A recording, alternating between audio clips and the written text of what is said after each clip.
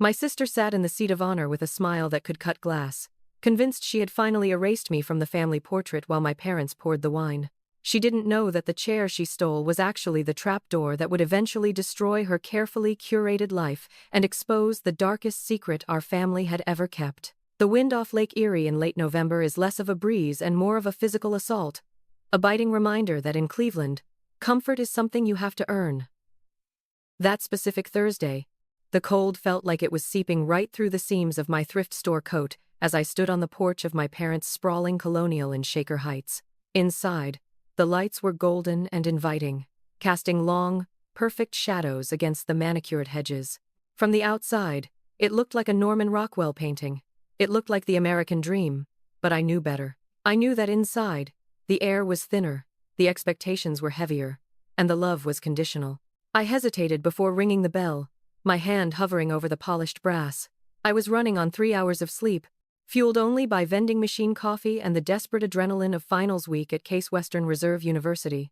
I had spent the last 12 hours buried in the basement of the Kelvin Smith Library, calculating structural loads and fluid dynamics for my senior capstone project, all while worrying if my shift at the diner would cover rent for December. My phone buzzed in my pocket, a reminder from the utility company. I ignored it. Tonight wasn't about my reality, it was about theirs. When the door finally swung open, the smell of roasted sage and expensive perfume hit me instantly. My mother stood there, looking impeccable in a cashmere sweater that probably cost more than my tuition for the semester. She didn't hug me, she just scanned me, her eyes lingering on the fraying hem of my jeans and the dark circles under my eyes. "Harper," she sighed, stepping aside to let me in. "You're late." We were about to sit down. "And honestly, look at you. Would it kill you to put on a dress? Appearances matter, you know." "I came straight from the library, Mom," I said, my voice raspy from disuse. I kicked off my wet boots, placing them neatly on the mat so they wouldn't stain the marble. "I have finals. Always busy, always an excuse," she murmured, already turning her back on me. "Camille has been here since 10 this morning helping me with the centerpiece.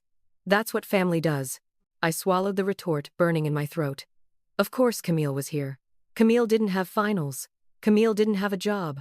Camille had projects and passions that usually involved my father's credit card and ended in abandonment 3 months later. I walked into the dining room, and the scene was exactly as I expected. Crystal glassware sparkling under the chandelier, the good silver laid out, and my father pouring a glass of Pinot Noir. But then I stopped dead, my breath hitched in my chest. The dining table in our house had a hierarchy. It always had. Dad sat at one head, Mom at the other. But the seat to Dad's immediate right, the one with the velvet cushion, the one facing the window, was special. My grandmother, before she passed, had established a rule. That seat was for the one who earned it. It was for the person who had achieved the most that year, the one who worked the hardest. For the last 3 years, even with my parents' disdain for my independence, that seat had been mine by default because I was the only one building a future. Today, my name card wasn't there. In its place was a card with big, looping, calligraphy script that read Camille, and sitting in the chair, swirling her wine glass with a look of absolute, unadulterated smugness, was my sister. She looked up at me, her eyes widening in mock innocence. She looked radiant, rested, and expensive. "Oh, Harper, you made it. We weren't sure if you'd have time for us mere mortals today." I didn't move. I stared at the name card, then at my father. "Dad? What is this?" Dad didn't look me in the eye. He focused intently on carving the turkey, the electric knife buzzing loudly in the silence. "Just sit down, Harper. Don't start." "I'm not starting anything," I said, my voice trembling slightly. "But that's my seat. Grandma's rule. I'm graduating in 6 months with honors. I'm working 2 jobs." Camille dropped out of community college in October. The room went silent. The buzzing of the knife stopped. Camille let out a soft, tinkling laugh that sounded like ice rattling in a glass. "Oh, Harper, don't be so dramatic. Mom said you didn't need a seat that important this year. You're barely home anymore. You're practically a stranger." "A stranger?" I felt the heat rising up my neck. "I'm not home because I'm working. I'm building a career. I'm paying for my own life because you guys cut me off when I chose engineering over finding a husband. And look how miserable it's made you," Mom interjected, walking in with a bowl of mashed potatoes.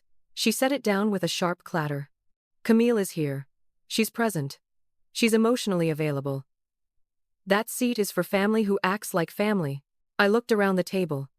There was no empty chair left. My place, setting the one with the chipped plate usually reserved for unexpected guests, was squeezed onto the corner of the table, near the kitchen door. I opened my mouth to protest, to scream that I was suffering to make them proud, that I was drowning in debt while Camille played house, but Dad cut me off, slamming the knife onto the platter. "Let it go, Harper," he barked, his face flushing red. "It's Thanksgiving. Don't ruin it with your jealousy. Sit down or leave." That line hit me harder than I expected. Jealousy? I wasn't jealous of Camille's failure. I was jealous of the ease with which she was loved for it. I looked at Camille. She lifted her glass to her lips like a crowned queen, her eyes locking onto mine. She smiled. A small, tight victory smile. She had won. She had taken my place, not because she earned it, but because she knew how to play the game I refused to participate in. I told myself to swallow the shame. I told myself to sit in the corner, eat quietly, and leave early. I told myself it was just a chair. But as I squeezed into the small, wobbly chair by the kitchen door, watching them toast to family unity, I realized something terrifying. This wasn't just about a seat. This was a displacement. They were rewriting the family history, and I was being edited out. But what they didn't know was that while they were playing politics at the dinner table, I was playing a much longer game, and I had a trump card coming in May that none of them saw coming. Have you ever felt like the black sheep of your family simply because you worked hard while everyone else took the easy way out? Listen to me closely. If you have ever been treated like an option by the people who are supposed to prioritize you, if you've ever had to sit in silence while someone else took credit for your struggles, you need to smash that like button right now. Do it for every time you were silenced. Subscribe to this channel if you want to see justice served cold. And I want you to go to the comments section right now and tell me exactly what city you are watching from. Let the world know that you exist and you matter, even if your family doesn't think so. Do it now. The turkey was dry. Fitting, really. I pushed the meat around my plate, trying to make it look like I was eating, while the conversation flowed around me like water around a stone. They talked about neighbors I didn't know, vacations I wasn't invited to, and how well the stock market was doing. I was invisible. A ghost haunting my own living room from the worst seat in the house. Halfway through dinner, just as the tension in my shoulders had started to become a permanent knot, the sharp clink clink clink of a fork against crystal cut through the air. Camille stood up. She looked radiant, flushed with wine and attention. She smoothed down her silk dress and took a dramatic breath. "I have an announcement," she said, her voice trembling with a rehearsed vulnerability. "I've decided to make a big change. Cleveland. It just feels too small for the energy I have right now. I'm moving to New York City to pursue gallery curation." Mom clapped her hands together, her bracelets jangling. "Oh, Camille, that's brave. That's so you." Dad nodded, beaming with pride, as if moving to the most expensive city in the country with no job prospects was a strategic business maneuver rather than a recipe for financial disaster. "But," Camille continued, her eyes sliding toward me, dark and predatory, "I need a fresh start, a real cushion to help me find my footing in the art world." And I was thinking, since Harper is barely around, and she's always hoarding all that money from those little jobs. She paused for effect, tilting her head. Maybe Harper could cover my moving costs, as a gesture, to show she still cares about this family. My fork clattered onto the china. The sound echoed like a gunshot in the silence. "What?" I choked out, staring at her. "Camille, moving costs to New York could be $5,000. Maybe more. I have rent. I have tuition payments due next week. I barely have enough for gas to get back to campus." Mom's smile vanished instantly. She turned to me, her face hardening into a mask of disappointment. She nodded slowly, as if confirming a diagnosis. "She's right, Harper. You've always had the easier life. You just study and sit in libraries. You don't understand Camille's emotional burdens. You don't understand how hard it is for a creative spirit to feel trapped." "Easier life?" I whispered, my voice rising. "I work 40 hours a week on top of engineering school, just to stay enrolled because you stopped paying. See?" Dad pointed a finger at me, his face stern. "Always keeping score. It's ugly. Harper, your sister is asking for emotional and financial support, a sign of faith, and you're talking about your bank account. It's selfish." That was the moment. The realization hit me colder than the wind outside. They weren't just favoring her. They were financing her delusions with my sanity. They were building a narrative where I was the greedy miser and she was the tragic heroine in need of rescue. They wanted me to pay for the privilege of being treated like garbage. I looked at Camille. She wasn't nervous. She was waiting, her chin high, daring me to refuse and prove them right. I gripped the edge of the table, my knuckles turning white. They wanted a villain? Fine. But I wasn't going to pay for the production. I don't have $5,000, Camille, I said, my voice steady despite the tremor in my hands. And even if I did, I wouldn't give it to you to blow on a Manhattan apartment you can't afford. The silence that followed was heavy, suffocating. Camille didn't scream. She didn't throw her wine. She just slumped her shoulders, shrinking into herself. Like a wounded bird. It was a masterclass in physical acting. I knew it, she whispered, looking at Mom. She thinks I'm a joke. She wants me to fail so she can keep being the successful one. That is enough, Dad boomed, slamming his hand on the table. The silverware jumped. Harper, your attitude is appalling. We know you received that check from the university last month. The dean's grant, or whatever you call it. My blood ran cold. That was for my housing and books for the spring semester. That is literally the money that keeps a roof over my head. It's income, Mom said dismissively, waving a hand. And in this family, we share our blessings. The fact that you're hoarding it while your sister is in crisis, it breaks my heart. Truly. I looked at them, really looked at them. They didn't see a daughter or a student working herself to the bone. They seen an asset, a resource to be mined to prop up Camille's fragile ego. If I stayed 1 minute longer, I would say something I couldn't take back. Or worse, I would start crying, and I refused to give them that satisfaction. I stood up, pushing the wobbly chair back. I'm leaving. If you walk out that door, Dad warned, pointing a steak knife at me. Don't expect a welcome mat next time. I don't expect anything from you anymore, I said. Happy Thanksgiving. I walked out of the dining room, past the family photos in the hallway, Camille at ballet, Camille at prom, Camille winning a participation trophy at camp, and grabbed my coat. I didn't look back. I stepped out into the biting Cleveland night, the cold air hitting my flushed face like a slap of reality. As I fumbled for my keys, I looked back at the house. Through the bay window, I could see them. Camille had already perked up. Mom was pouring her more wine. They looked relieved. The problem me was gone, and they could go back to their fantasy world where everything was perfect and paid for by someone else. I got into my beat-up Honda Civic, the engine sputtering as it turned over. I didn't turn on the radio. I drove the 40 minutes back to campus in silence, the highway stretching out like a dark ribbon before me. By the time I reached my small, drafty apartment off campus, the anger had cooled into something harder, something useful. I sat at my desk, surrounded by textbooks and diagrams, and opened my laptop. I logged into the student portal. GPA 4. Capstone status. Submitted. Graduation application. Approved. I wasn't just a student, I was the top student, and in a few months, I would be on a stage where they couldn't talk over me, couldn't steal my seat, and couldn't edit the narrative. I didn't need their approval. I needed to finish this. I picked up my phone and blocked 3 numbers. Then, I opened my calendar and marked the date in May. Graduation. I wouldn't tell them. I wouldn't invite them. This victory was going to be mine, and mine alone. Or so I thought. The next 5 months passed in a blur of gray slush and fluorescent library lights. I didn't go home for Christmas. I didn't send a card. I worked double shifts at the diner on holidays because the pay was time and a half, and I needed every cent to replace the family contribution that never existed. The silence from Shaker Heights was absolute. No one tried to bypass the block on my phone.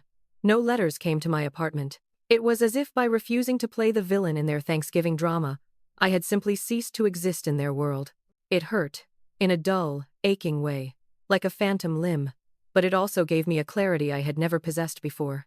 May finally broke through the Cleveland winter, bringing with it a pale, watery sunshine. Graduation morning was quiet. There was no chaotic breakfast, no mother fussing over my hair, no father checking his watch, just me, a travel mug of coffee, and the black polyester gown hanging on the back of my bathroom door. I dressed slowly, smoothing the fabric over my shoulders. I looked in the mirror. I looked tired, yes, but I looked solid. I was standing on my own 2 feet. I drove to the Wolstein Center alone. The parking lot was a sea of frantic families carrying bouquets of roses and class of 2024 balloons. I navigated through them, a singular dark ship in a colorful ocean. I watched fathers adjusting their sons' ties and mothers crying over their daughters' caps. A pang of jealousy pierced my chest, sharp and hot, but I pushed it down. I wasn't here for them. I was here for the degree that would be my ticket out of Ohio. I found my assigned seat in the front row, a perk of being a summa cum laude candidate. I sat down, checking my phone. No messages, just a notification from my bank app. Balance, $412. Enough to get to Chicago for my first interview next week. I was staring at the empty stage, zoning out, when a shadow fell over me. "Excuse me? Are you Harper Collins?" I looked up. A young usher with a headset and a clipboard was looming over me, looking frantic. My stomach dropped. "Yes. Is there a problem with my registration?" "No, ma'am." "Please, come with me. Immediately." He gestured toward the side stage, away from the other students. "The university president requested your presence backstage." "The president?" I stood up, my legs feeling like jelly. "Why? Did I do something wrong?" "I don't know the details, but he was very specific. He said to find you before the procession starts." Panic, cold and prickly, washed over me. Had they found a mistake in my credits? Had my tuition check bounced? After everything, the sleepless nights, the hunger, the loneliness, was it all going to be ripped away at the finish line? I followed the usher past the heavy velvet curtains and into the dimly lit backstage area. The air smelled of floor wax and old wood. Standing near a podium, reviewing a stack of papers, was President Holloway. He looked up as I approached, his expression serious behind his wire-rimmed glasses. He extended a hand. "Harper, thank you for coming back here." I took his hand, my palm sweating. "President Holloway, am I graduating?" He paused, a strange look crossing his face, a mix of pity and immense respect. "Graduating? Harper, you're not just graduating." He tapped the folder in his hand. "We need to talk about your capstone project, and we need to talk about the speech I'm about to give." "We aren't rescinding your degree, Harper," President Holloway said, his voice softening as he saw the terror in my eyes. "We're highlighting it." He opened the folder and turned it toward me. "Your capstone on adaptive seismic dampeners for low-income housing structures? The National Engineering Council reviewed the submissions yesterday. Harper, your project ranked first in the nation." The floor seemed to tilt beneath my feet. "First? In the country?" "First," he confirmed, a genuine smile breaking through his administrative demeanor. "It's unprecedented for an undergraduate. There is a substantial innovation grant attached to this award, alongside a full scholarship for a master's program at MIT, should you choose to accept it." My mouth opened, but no sound came out. MIT, a grant, recognition. For 4 years, I had been told by my own blood that I was selfish for studying, that I was boring, that my work was just a way to avoid real family connection.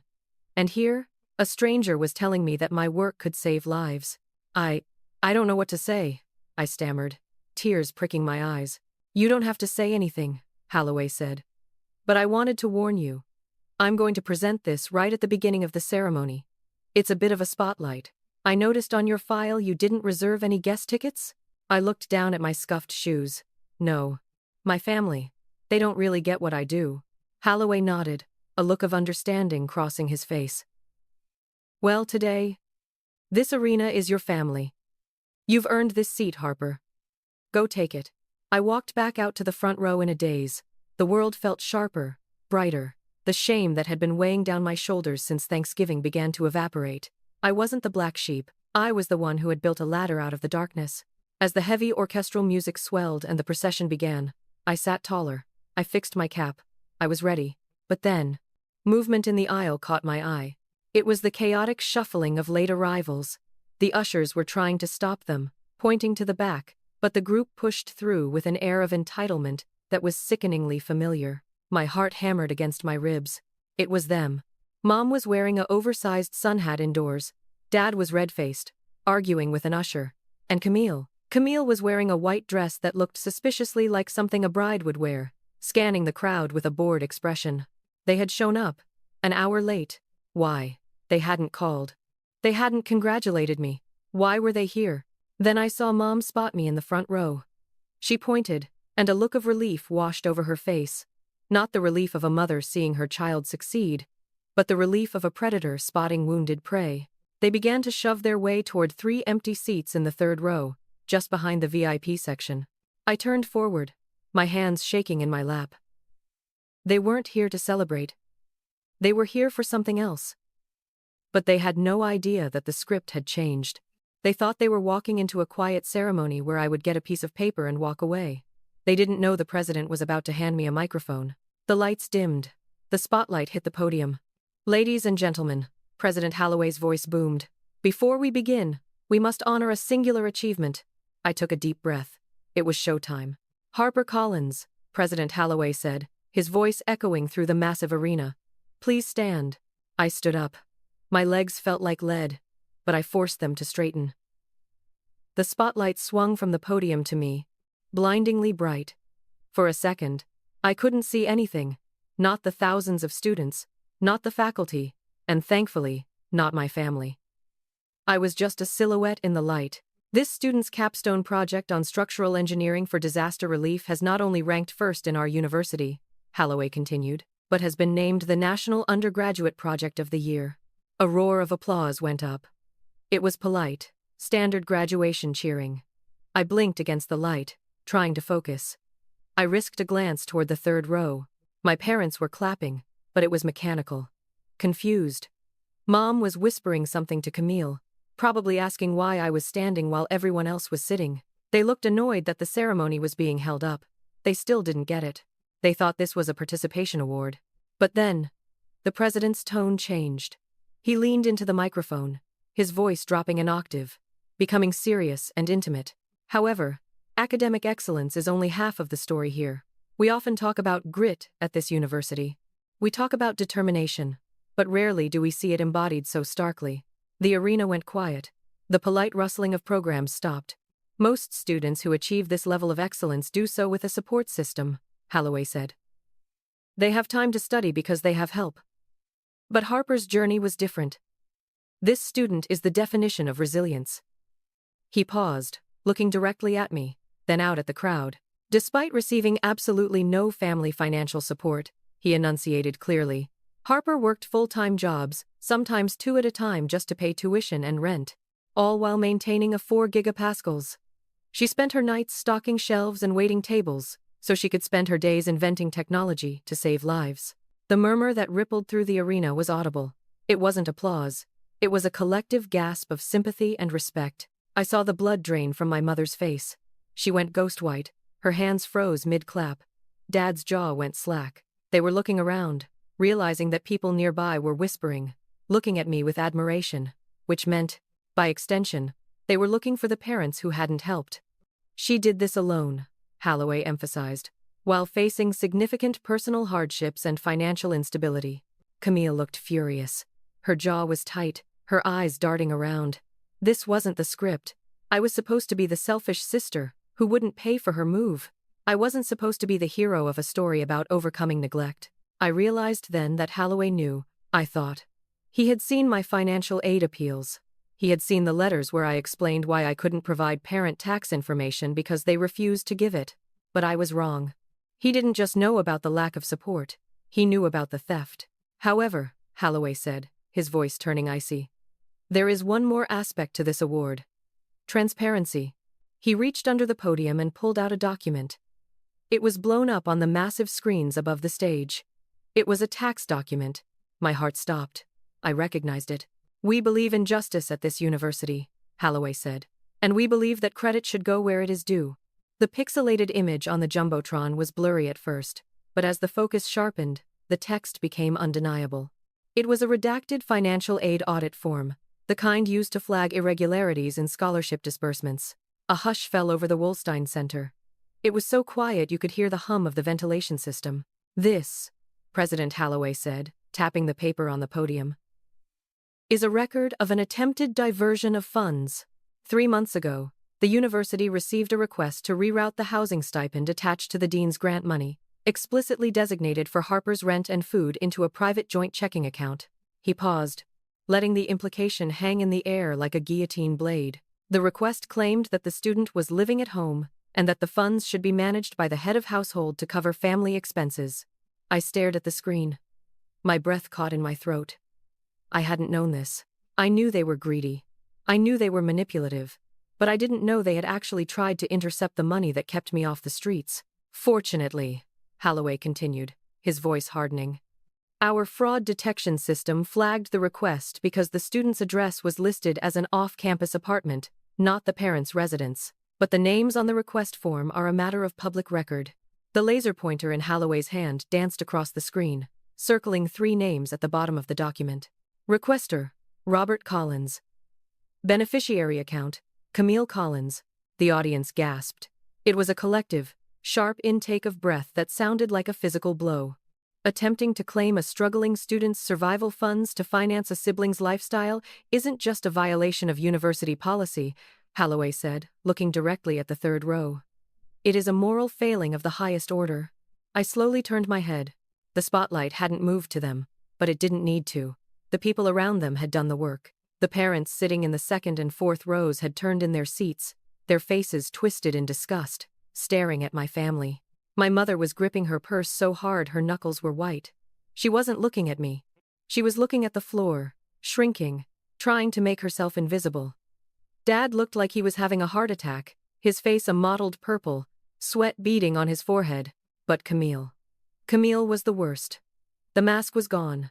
The golden child charm had evaporated, leaving behind a look of raw, animalistic panic. She was shaking her head frantically, mouthing, "No, no," to the people staring at her.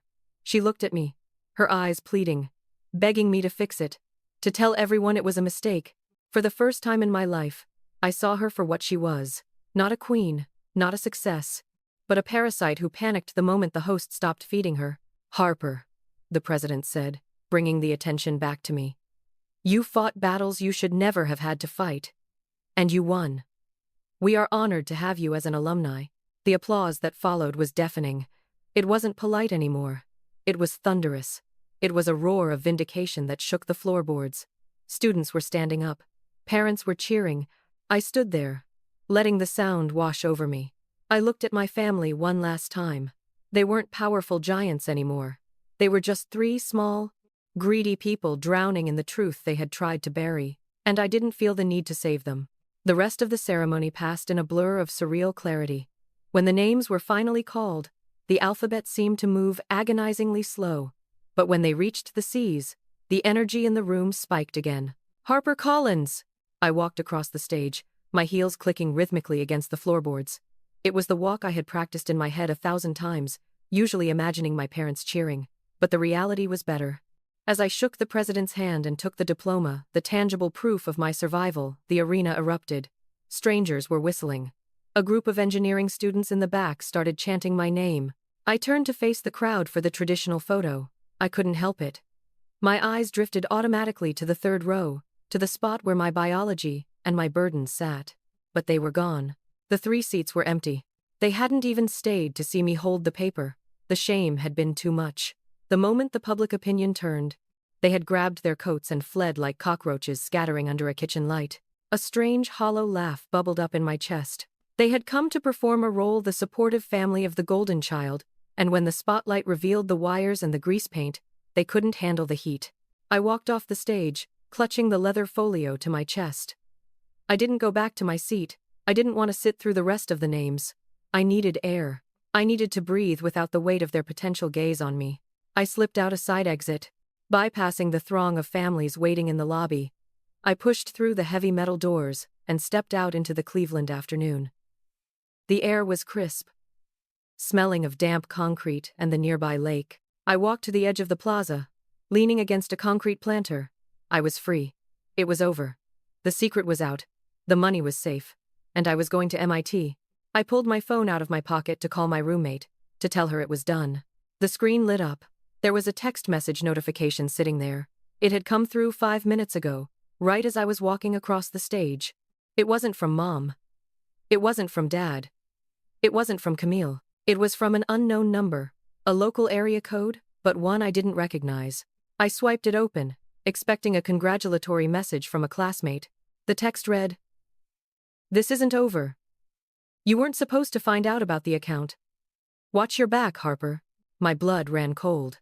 The euphoria of the last hour evaporated instantly. You weren't supposed to find out. That phrasing. It didn't sound like a panicked sister or an embarrassed parent. It sounded calculated. It sounded like someone who wasn't angry about the embarrassment, but angry that a transaction had been interrupted. I stared at the phone. If my parents and Camille had just run out of the arena in shame, who sent this? Who else knew about the account? And that's when I realized. Thanksgiving wasn't the start. It was just the surface, and whatever was coming next hadn't even begun. The text message burned on the screen, a digital brand of malice that turned my triumph into a cold knot of dread. You weren't supposed to find out. I didn't reply. I didn't run. I was an engineer. I dealt in facts, in structural integrity, in finding the breaking point. And right now, I was looking at a system that was collapsing. I walked toward the parking garage, my gown billowing behind me like a dark cape. The area code on the text wasn't a cell phone. It was a landline, specifically from the downtown financial district. I recognized the prefix because I had applied for internships at every firm in that block. As I rounded the corner of the concrete structure, the sound of raised voices echoed off the walls.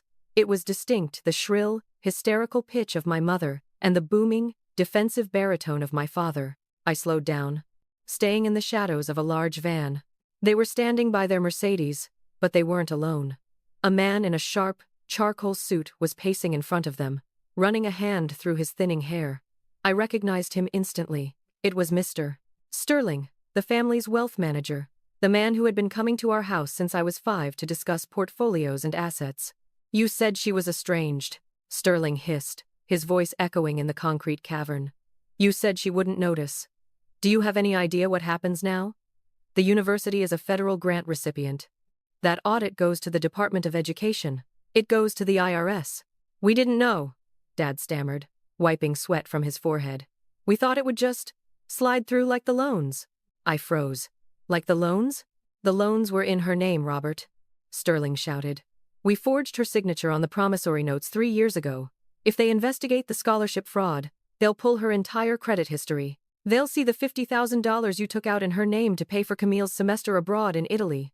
The world stopped. They hadn't just tried to steal my future housing money.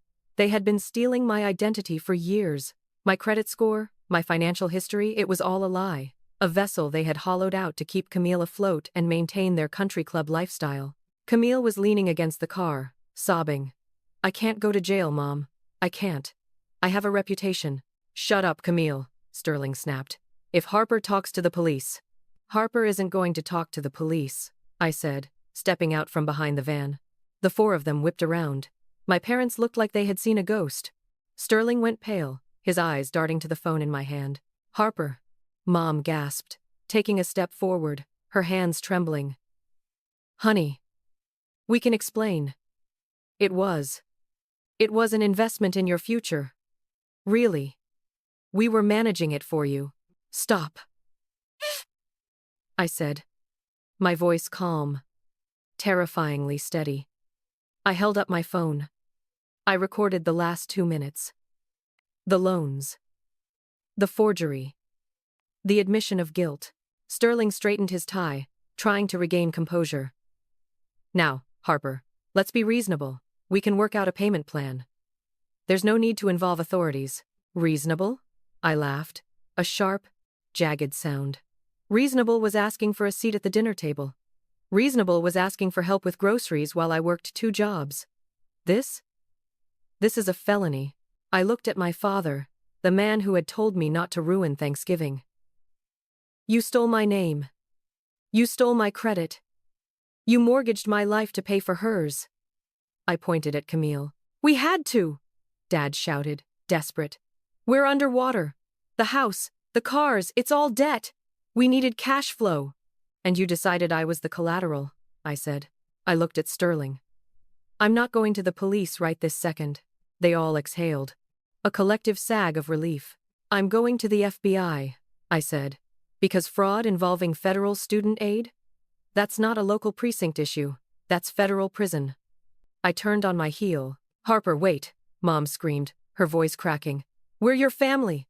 I didn't look back. I raised my phone to my ear, dialing the number I had looked up on the walkover. "Hello?" "Yes. I need to report a major case of identity theft and financial aid fraud. I have the perpetrators in sight." As I walked toward my car, the sound of sirens began to wail in the distance, getting louder, coming closer. Thanksgiving was over. The leftovers were being cleared away. And I was finally, truly, full. The parking garage, usually a gray echo chamber, became a theater of flashing red and blue lights. I watched from the driver's seat of my Honda as the illusion of the Collins family finally shattered completely. Mr. Sterling, realizing the gravity of federal fraud charges, turned on my parents before the officers even finished reading him his rights. He was pointing fingers, shouting about coerced signatures and pressure from Robert. My father, the man who demanded silence at the dinner table, was now stammering, trying to explain away a decade of financial deceit. My mother was weeping into her hands, not for the crime, but for the neighbors who might see this on the news. And Camille? She stood off to the side, looking small and ordinary. She tried to flash a smile at a young officer, tried to use that golden child charm, but he just gestured for her to step back. Her currency had finally been devalued to zero. I didn't stay to watch them get put in the squad cars. I didn't need to see the handcuffs click to know that I was free. I put my car in reverse, backed out of the spot, and drove down the spiral ramp, leaving the sirens and the shame behind me. 1 year later, the air in Cambridge, Massachusetts, smelled like roasted turkey and cinnamon. My apartment overlooking the Charles River was small, but it was mine. The lease was in my name, my clean, restored name.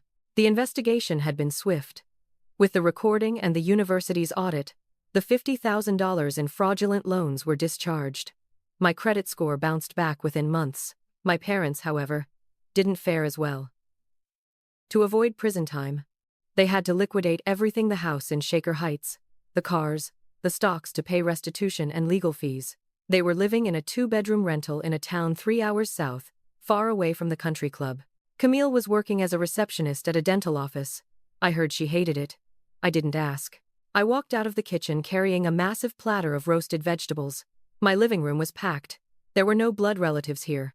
There was Sarah, my lab partner from MIT, David, who I'd met at a robotics conference, and a dozen other friends I had made, people who knew me for my mind, not my utility. "Harper, this looks amazing!" Sarah cheered, making space on the table. I set the food down. The table was a mismatch of furniture we'd pooled together, covered in a bright orange tablecloth. It wasn't elegant. There was no crystal, but the laughter was loud, the smiles were genuine, and the air was light. I looked at the head of the table. In Shaker Heights, that seat had been a throne to fight for, a symbol of conditional love. Here, it was just a chair. "Harper, sit," David said, pulling out the chair at the head of the table. "You cooked, you get the best spot." I sat down. I looked around at the faces of the people who supported me, the people who celebrated my wins without jealousy. I raised my glass. "To family," I said, catching Sarah's eye. "The one you build." "To family," they roared back. I took a sip of wine. It tasted sweet. My sister had taken my seat that Thanksgiving, trying to push me out of the picture. She didn't realize she was doing me the greatest favor of my life. She pushed me out of a cage and forced me to build my own kingdom. And the view from here was perfect.